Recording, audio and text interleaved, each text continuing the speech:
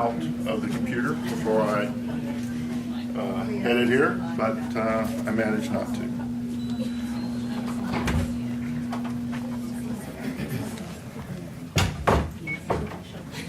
Okay, testing 1, 2, 3. All right, excellent. All right.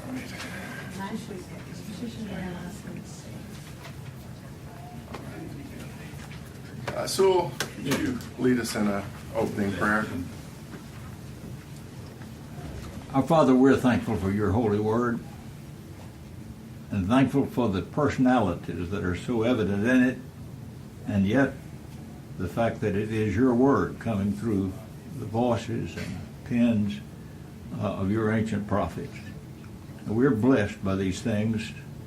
They make us wise unto salvation through the faith that is in Jesus Christ. We're thankful, Father, that we can be together to study tonight. Thankful for the preparation Danny's made and others in the class. And pray that our meditation and thought together may strengthen us in our faith. In Jesus' name, amen. All right, so I had some nice slides, but that's all right. We'll do it. What we're studying tonight is our first 2 chapters of Micah. Let's see. Get it here. Keep knocking it off. I've got it here handy so I can work my way through it. So anyway, we're doing the first 2 chapters. If you were here Sunday, you know, we kind of laid out and said that one way to look at Micah is to look at it as a series of sermons. So kind of, for the most part, at least the next couple of classes, have been set up as a whole sermon. And then the content and such gets so good, we got to kind of break up a sermon. So we have that kind of coming. So anyway, the first 2 chapters you can think of a sermon. And what would happen, and that was the case with a lot of the minor prophets, that they do appear that they were sermons and then were copied down. Especially, Jeremiah is very specific, saying, hey, I was at the temple gate, this is what the Lord told me to say, and that's what I said. So some of them you have that, and it just kind of seems the way that Micah is set up, that is the case. And these first 2, he starts off strong, and really, they really pretty much all are. And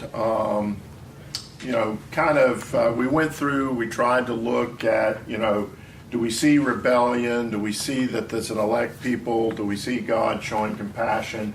And really we have all of that kind of in these first 2. So a couple of good chapters just to look at in that paradigm of what's usually in the minor prophets.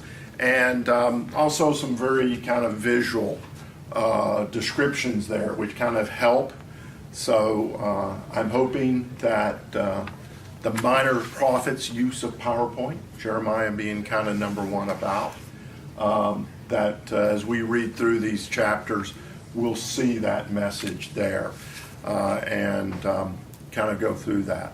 So, we start off there, the word of the Lord that came to Micah, the Moshereth, in the days of Jotham, Ahaz, and Hezekiah, kings of Judah, which he saw concerning Samaria and Jerusalem. So Samaria, capital of the northern kingdom, Jerusalem, capital of the southern kingdom, and that during the days of these kings, that northern kingdom, first of all, around 733, going to come down, kind of most of the Galilee, a lot of the northern area, Naphtali, all that gets taken away, and then comes back again in 722 and takes the rest and pretty well destroys the kingdom.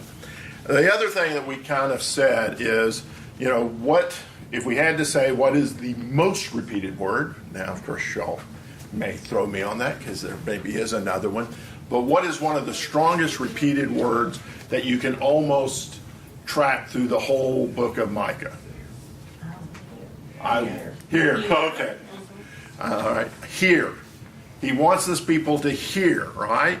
Because really, Micah is within a generation of it all going, of the northern kingdom being taken. He is there at that last generation. So there's that opportunity. What examples do we have of hearing, and that when people hear, God responds to that?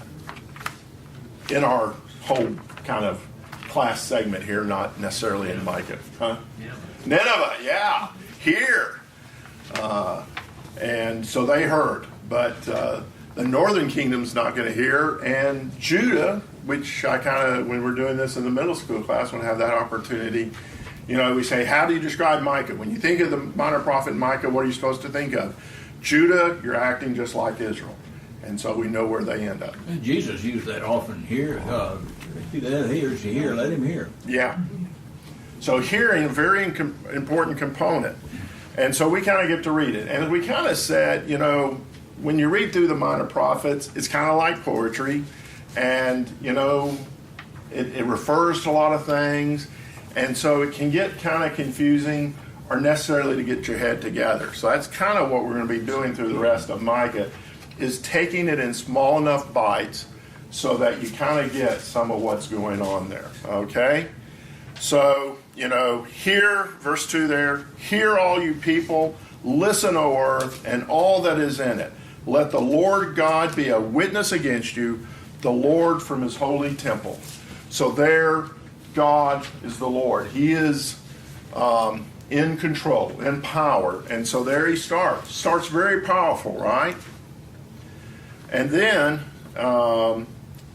you know, we kind of then go through, okay, Lord, hear what's going on. For behold, the Lord is coming out of his place. He will come down and tread on the high places of the earth. So he's coming down, and what is he going to do? What's he doing there in verse 3? What is that? It makes me think of the idols and things that were on high places. Yeah, so there's a play there that all those idols that you have set up, that he's coming, and is that. But he's going to come down. So, okay, your kids are misbehaving. You're upstairs and they're downstairs, and there's making noise. There's something going on. That or it's too quiet and you're going. So you're coming down those stairs to do what? Discipline. Judge. A judgment. Judgment is coming. That's what he did to Sodom. Yep. So there. And that, I mean, you know, what do we have? In Obadiah, judgment against Edom. In Jonah, a judgment against the city of Nineveh. In Micah, a judgment against Israel and Judah. Both of those. All right? So generally, I mean, the minor prophets are speaking because the people are not doing what they're supposed to be doing, right? They're spokesmen saying things are going to happen because you're not doing what you're supposed to do. Okay, so then we get this figurative. The mountains will melt under him, and the valleys will split, like wax before the fire, like waters poured down a steep place. Okay, can you visualize that? And what you have there, and what I had a picture is, I had the opportunity to see this, and actually Sarah was showing me some pictures recently that there was major flooding in Petra. And so if you want to kind of get a feel for like water just pouring down, you know, Google rain at Petra. And it is pretty amazing. But what you would have around, especially the hills of Judah, the deserts of Judah, there's not a lot of growth. So when it rains, it doesn't rain necessarily very often there, but when it rains, there's nothing to stop that water. And it literally, you know, if you were to go there and look, it'd all be dry, you walk all around. But when it rains, it is pouring down into those wadis. So they're dry, but then all of a sudden they're flooding. They're suddenly rising up. There's water just pouring down off those hills. And so when I read that, when I hear, that like waters poured down a steep place, Those people knew what he was talking about. They would see that. They could, again, when that rain comes into Judah or those areas where wadis are, you go from total dryness to just pouring torrential water. And then I think we all can imagine a mountain melting, right? Well, we've seen that just recently with the volcanoes. The volcanoes, yeah.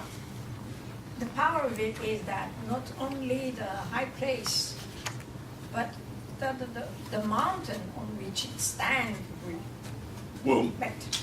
that is a good point. I did not think of that. Excellent point. So again, I think bringing in, it was Jonah. We saw a lot of the sovereignty, the power of the Lord, His right to rule, and so again, here that judgment is coming, and it doesn't look like it's going to be very pleasant. Based there on verse 3, it's a rough judgment coming. Okay, and then it says, okay, well, why are we being judged, right? The people are supposed to be hearing. So you hear that, and then, if you're there in the audience, you say, well, what have we done? Why is the Lord, coming down so hard on us? All this is for the transgression of Jacob and for the sins of the house of Israel.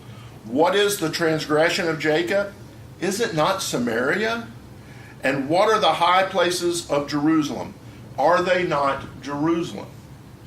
So, especially in the days of Hezekiah's father, Ahaz. He wouldn't allow the people to worship. It was, the way I describe and think of Ahaz, this was a man who would worship anything, from anywhere except the Lord. He refused to turn to the Lord to worship the Lord. Anything else, he was all go for it. That's where he would sink. So he brought in all of these idols into Jerusalem. And so it was, high places were everywhere, but they were especially there in Jerusalem. All right. And so there's the transgression. So the Lord's come down. He's doing his judgment. He's going to make he said, hey, this is what you've done. You've got idols all over the place.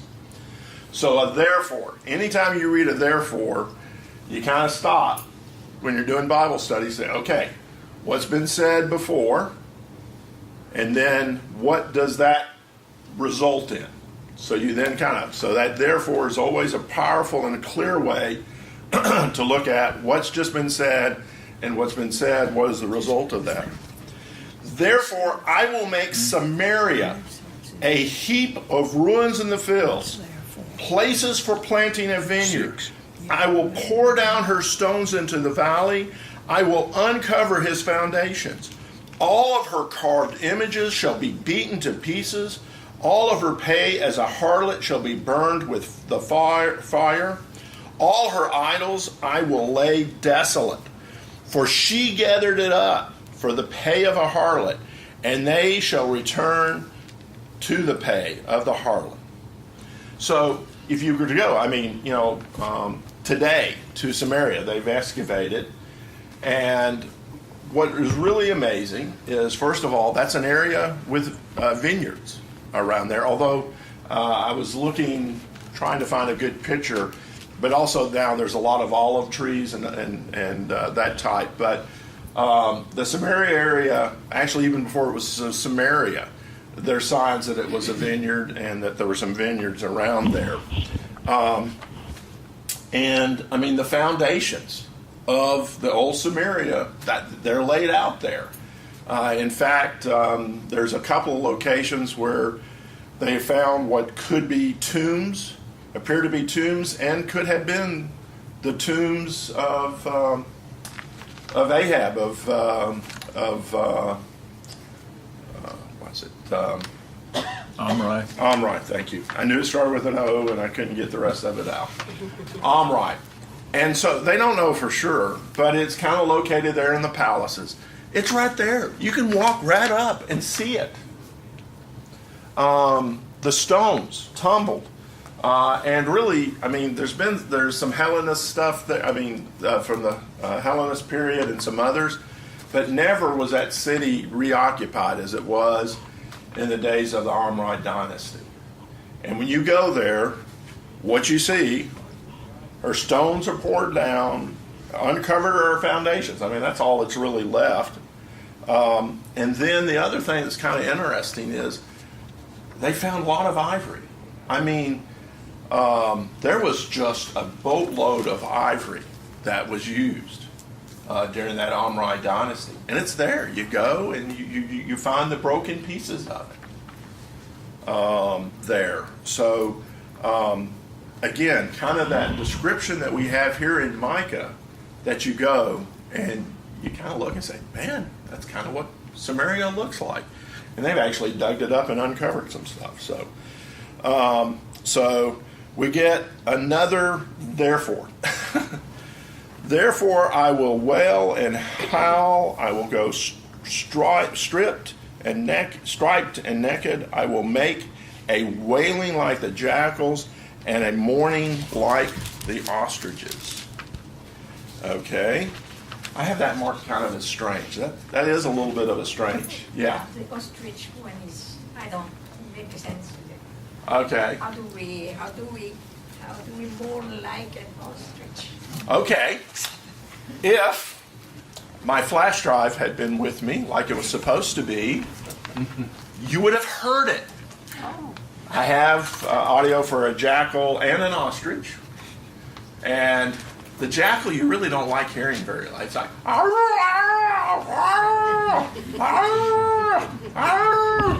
just a very aggravating sound. And then the ostrich kind of is a, so you have those kind of sounds. And believe me, people, it is a very poor interpretation or recreation of those sounds. I'm glad you didn't have your thumb drive.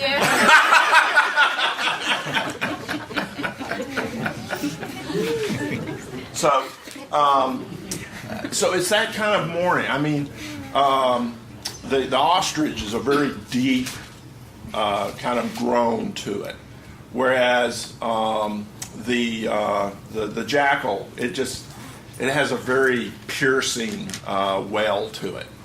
And when I did go to Israel, I had a chance, when you go past the closest place to where the temple, where the altar would have been, there usually are some people there, either praying or whatever. But there happened to be a couple of ladies, and they were wailing. And again, I can't even recreate that one. But just listening to that again, the jackal is an even more kind of wailing to it at a very high, annoying pitch. But again, just total sadness there, and kind of very loud. Yes?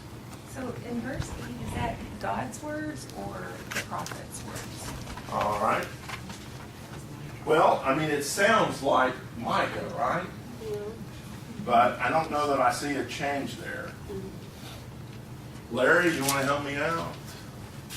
What's the question? I'm sorry. There in verse 8, okay, clearly kind of 6 through 7, the Lord is talking, right? I mean, Micah is describing, hey, this is what's going to be happening. And it is Micah who is talking. So I read that and figured that was Micah. Because again, that's a form of kind of description, I guess, of a mourning himself. So if anyone else kind of sees. But he's talking about what the Lord is doing here. So it is Micah. I think this is his response. Yeah. Yeah. And that therefore is helping. Yeah, it lets us know that And that and Micah is Micah, okay, we've heard all of this, and I bet you Micah did a much better ostrich and jackal than I did. Although I don't really think of ostriches in that part of the world, although you do think of them in Africa. So they probably, and you're right on a trade route. So everything that was traded came through that part. Yes, Chester? Is it possible you can send me a copy of that? Well, I will. Yeah, it is possible. And I will probably. I think. Yeah, I'm teaching Sunday, right? Yeah. So I'll at least let you hear that annoying noise of the jackal, and you can decide whether I'm in pretty sad shape or not. Larry Brown doesn't get Who? an Larry Brown. Oh, Larry. Yeah, let's hear your jackal. Yes, he does. I- It sounds a lot like Larry Jones, though. Okay, Yeah. but your eyes aren't beady enough. No, not nearly enough. Not nearly enough. All right.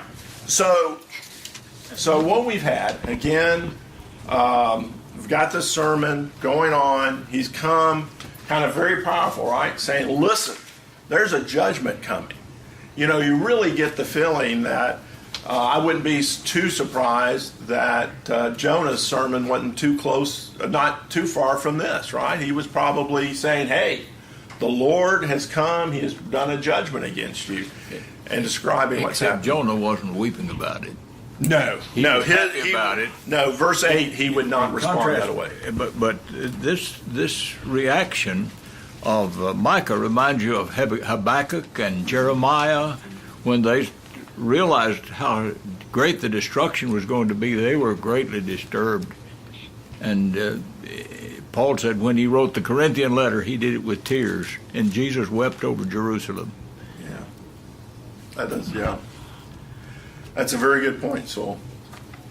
So, but yeah, I agree with you. I don't think Jonah was kind of the opposite of that, but he was a good enough preacher that people heard it, and the Lord's word was given. Okay, so we then kind of come to chapter 2. Okay, and so then we get a woe. So that's sort of that, and what we have in chapter 2. Okay, so we've told that the transgression, huh? He missed the other verses. Oh, I knew Micah seemed short. Oh yeah. Till it not in Gad. You want me to do some telling? Okay, that's all right. I was wondering because that did seem a little too short. All right. So here now, okay. I mean, the Lord said, Nineveh, Jonah, go to Nineveh, because he knew the people would listen, or that potential was there, that they were in a state that they were willing to listen. But here, okay, Micah 9:1 there, for her wounds are incurable, for it has come to Judah, it has come to the gate of my people, to Jerusalem. And so there we have, what kind of short term can we use for the book of Micah, the prophecy of Micah, or prophet Micah? If you were someone say, hey, what's Micah about? What's a short description? Judah was acting like Israel. You're acting like Israel. So you see, that's the reason we say that, right there in verse 9. And, what's getting ready to happen? Within a generation, the northern kingdom, Israel's not going to exist anymore. The Lord is, washing his hands of it to an extent. Judgment is coming. But what's happened is that behavior of the northern kingdom has come right in to Jerusalem. And so, Micah is saying, hey, listen, this judgment is coming. So the disease has spread. The disease has spread. A good kind of thought from a nursing kind of person. All right. So, and then we come, okay, well, all right, well, we'll just go through and read this, and I want you to tell me what the general meaning of this is. And if you already know absolutely the answer, be quiet. Let's kind of pick on the people who didn't have a chance to really look at this close. Tell it not in Gath, weep not at all. In Beth Hapereth, roll yourself in dust. Pass by in naked shame, you inhabitant of Shaphar. The inhabitant of Zana does not go out. Beth Ezel mourns. Its place to stand is taken away from you. For the inhabitant of Moroth pined for good. But disaster came down from the Lord to the gate of Jerusalem. O inhabitant of Lachish, harness the chariots to the swift steeds. She was the beginning of sin to the daughter of Zion, for the transgressions of Israel were found in you. Therefore you shall give presents to Moresh Gath. The house of Ezeb shall be to lie to the kings of Israel. I will yet bring an heir to you, O inhabitant of Meshreth. The glory of Israel shall come to Adlon. Make yourself bald, cut off your hair, because of your precious children, enlarge your baldness like an eagle, for they shall go from you into captivity. All right. So, who is really good and clueless about these verses? Okay? Okay.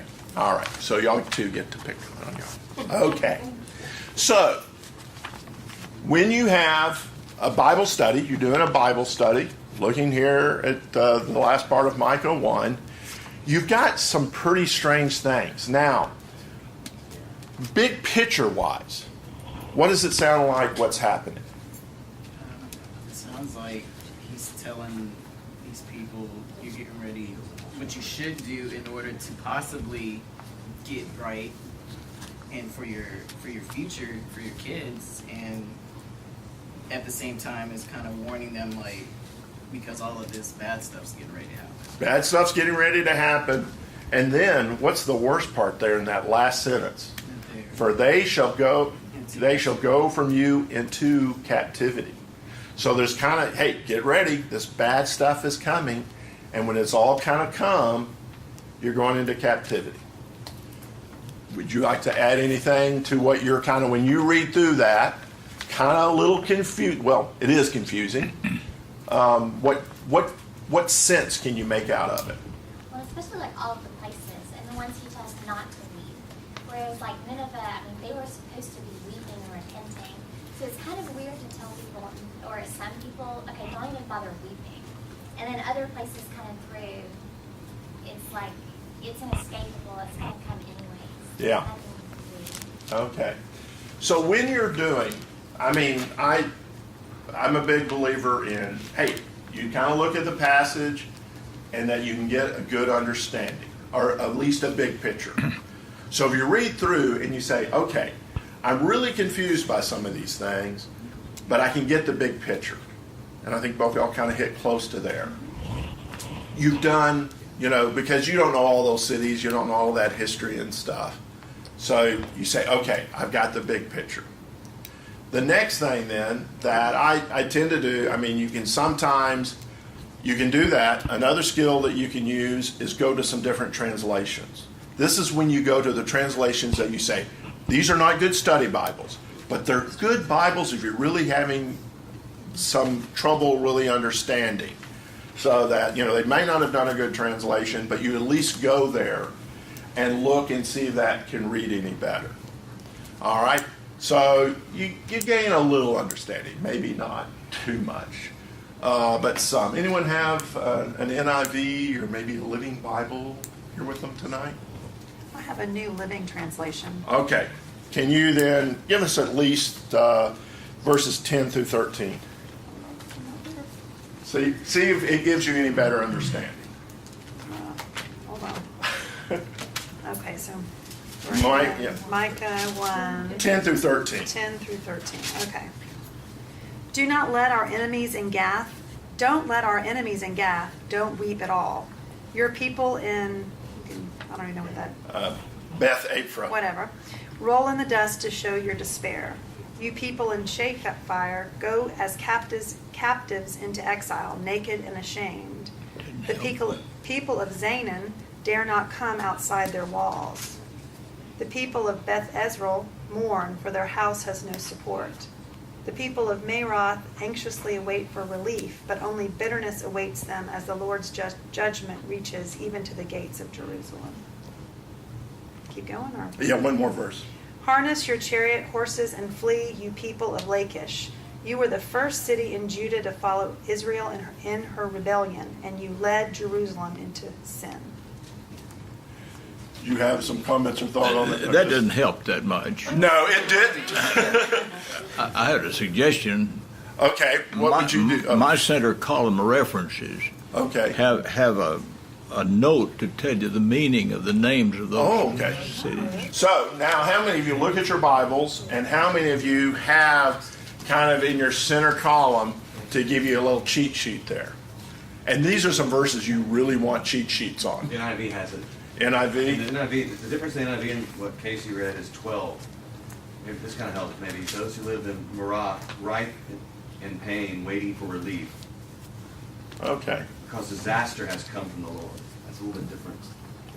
All right. And that is, because that is, I mean, you got to at least say, I mean, I prefer using the New King James, but at least either of those translations give you a little bit of a meaning.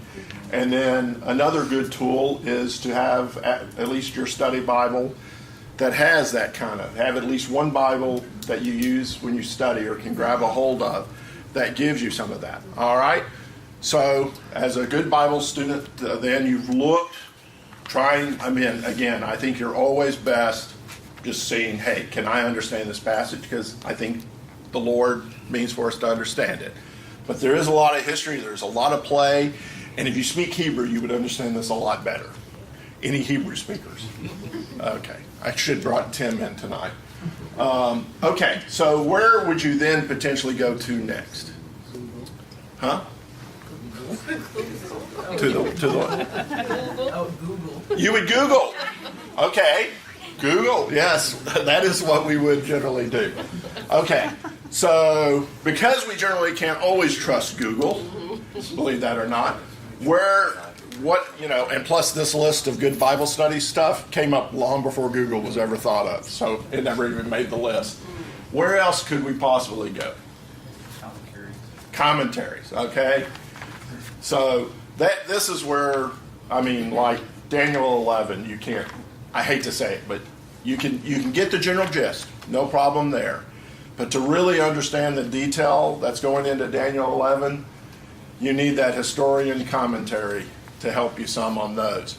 So in this case, a commentary or at least a reference set, because what he is doing is he's making a play on words. Now, you never do that when you preach, do you? So, yeah. I don't know. I mean, this is really a classic play. So I have it all there, but yes, it's not. On the worksheet for this. Yes, I did try to help you. As the chart. Yes, I did try.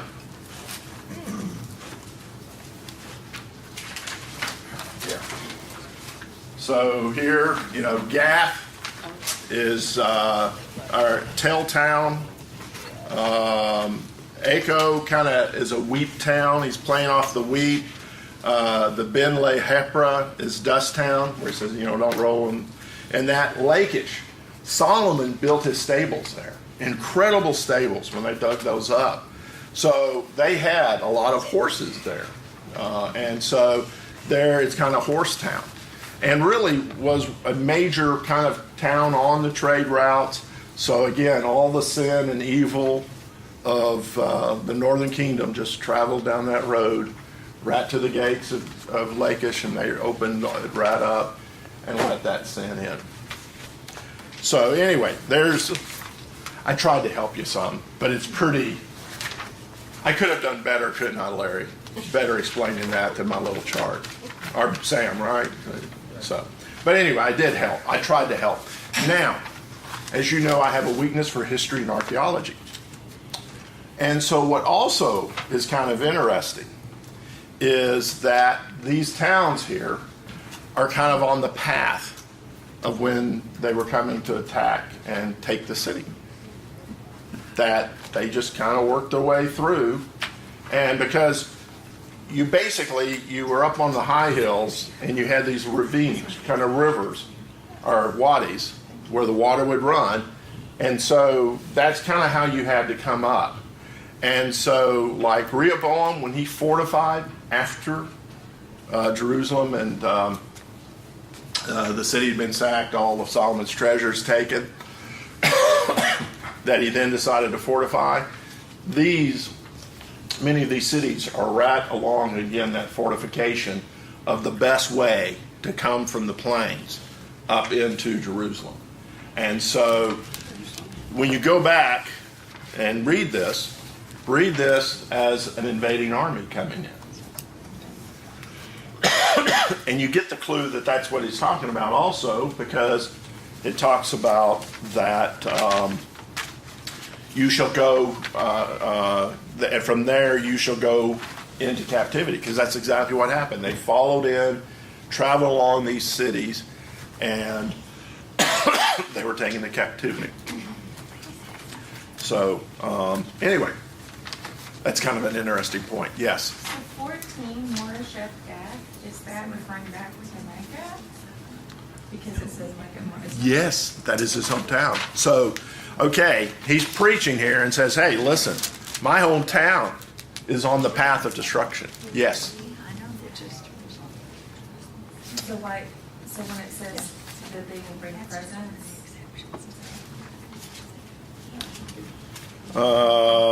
there you shall give presents. This is parting gifts in this translation. What is it? Parting gifts. Parting gifts. What do we have in yours there again? Whatever. Verse 14, the one I didn't let you read. Oh, the one I did. Okay. Send farewell gifts. ESV has a note for dowry. All right. So there's wealth, presents, gifts having to be given as they're coming through. I need to double check that one. But I was kind of leaning a little too bit on my notes. I had all my stuff laid out. So now, having just kind of talked through that, though, you now have a little more about appreciation of that. And that is kind of where it is very helpful in studying the prophets, because you read through and you don't have at least some of that guidance, or you kind of say, hey, okay, isn't that, some of that, but you don't, necessarily have. Not all people love history as much as I do. So, you don't necessarily come with that or, make that connection. But the key thing is that when you read through there, you've got the gist of the message, right? That there's something bad coming through here, and it's going to end in captivity. Yeah, it does seem like there's this cycle of judgment, hope, judgment, hope, judgment, hope throughout this book. It kind of Yes. concludes with that wonderful theme. God's saving acts in the past is something for you to look forward to. This shepherd king, in chapter 7, who Yes. is God like? Who is there anyone else like you, O God? Yeah. And enumerates the things about God that we can hope in. But the contrast is if you choose to ignore him. There is this whole thing about how God is the focus. If you think about a timeless thing, if you will, there's this focus about God. God is what worship is about. So when you come to him, there is this focus on God, not on anything else, but on God. And so there's these wonderful themes of hope and on focus on God that when you look at that and get the gist of the entire book, it does help understand, what these, you may not ever understand what the little city reference was, what it sounds like, what the word means, and what that means in the big picture.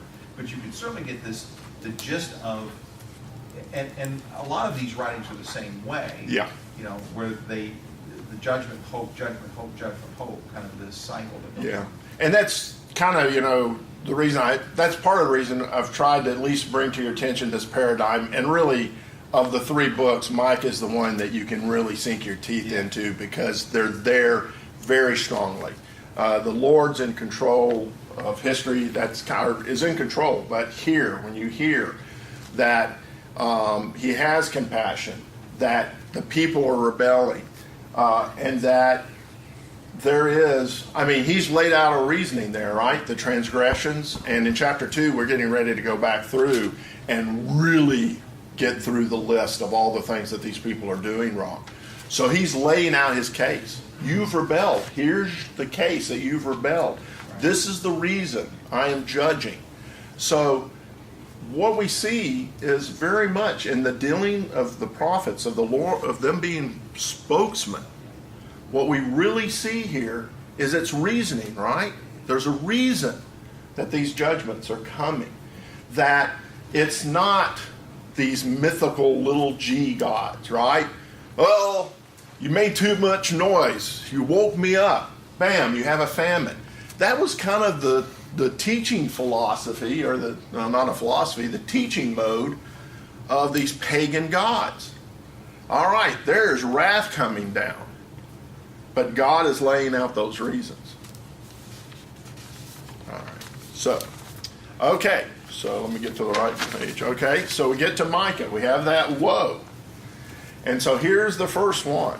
Woe to those who devise iniquity and work out evil on their beds.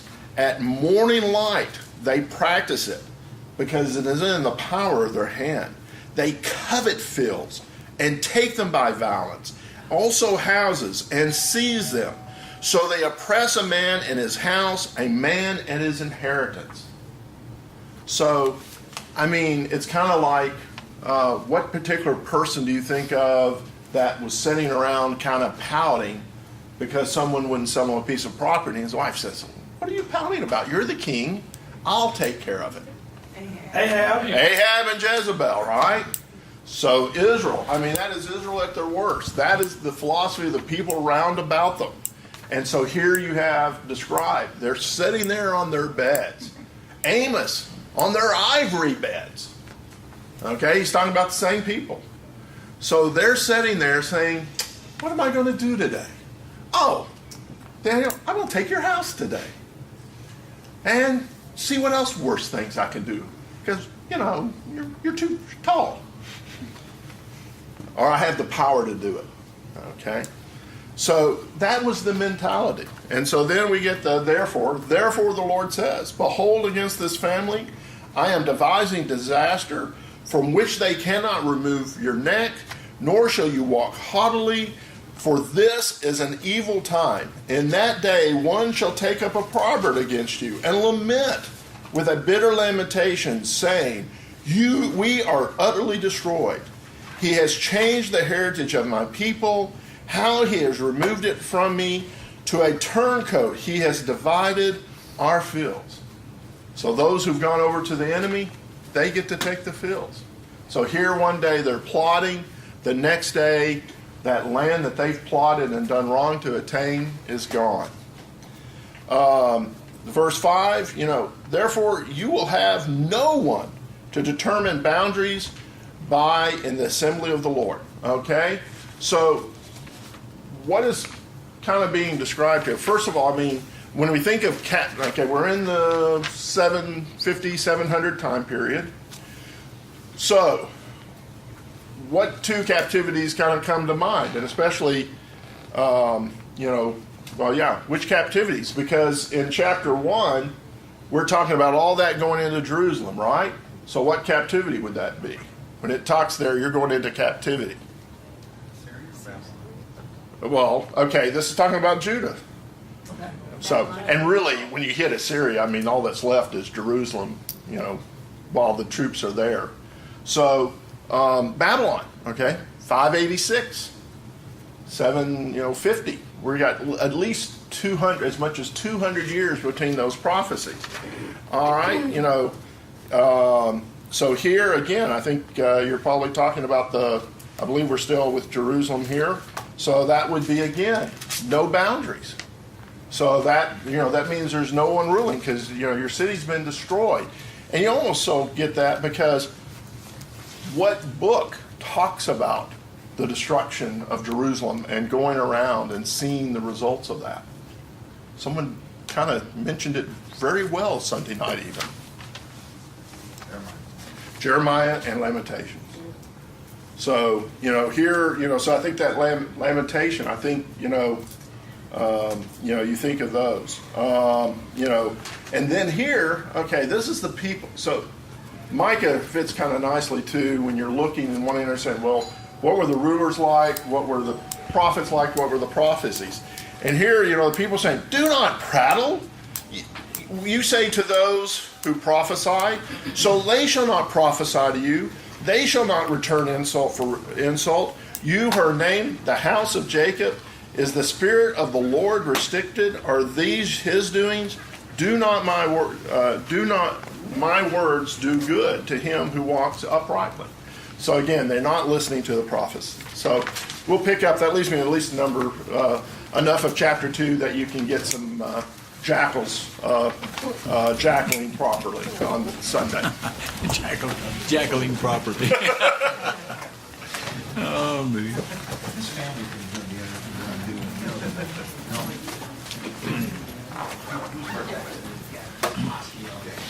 I imagine the coyotes are pretty close to. They are now.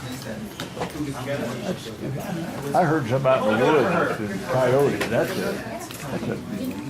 strange thing. Yeah. Appreciate you. Oh, good class. We have coyotes out at our house. Okay. In here at night. Yeah.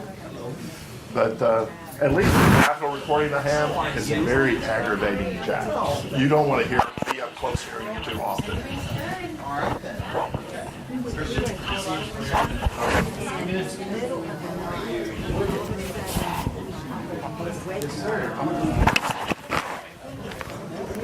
That was running, trying to escape, and then all of a sudden it said, so I just think whatever it was, but it was a deer.